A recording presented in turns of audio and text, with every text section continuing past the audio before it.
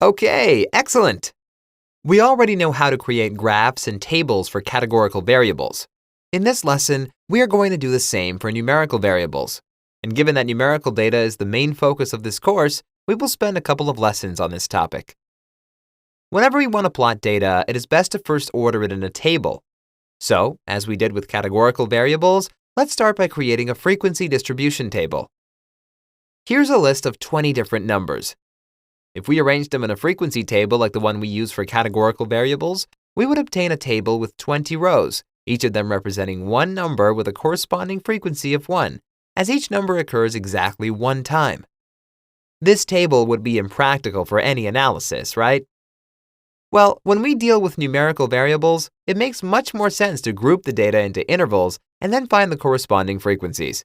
In this way, we make a summary of the data that allows for a meaningful visual representation. How do we choose these intervals? Generally, statisticians prefer working with groups of data that contain 5 to 20 intervals. This way, the summary can be useful. However, this varies from case to case, and the correct choice of intervals largely depends on the amount of data we are working with. In our example, we will divide the data into 5 intervals of equal length. The simple formula that we use is as follows. The interval width is equal to the largest number minus the smallest number divided by the number of desired intervals. In our case, the length of the interval should be 100 minus 1 divided by 5. The result is 19.8. Now, we want to round this number up in order to reach a neater representation. Therefore, our intervals will be as follows. 1 to 21, 21 to 41, 41 to 61, 61 to 81, and 81 to 101.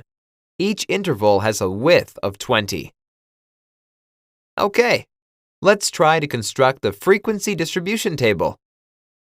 A number is included in a particular interval if that number is greater than the lowest bound and equal to or less than the largest bound.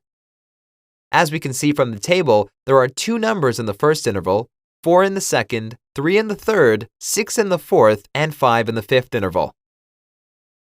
For many analyses, it is useful to calculate the relative frequency of the data points in each interval. As we said in a previous video, the relative frequency is the frequency of a given interval as part of the total. Let's add another column to our table and name it relative frequency.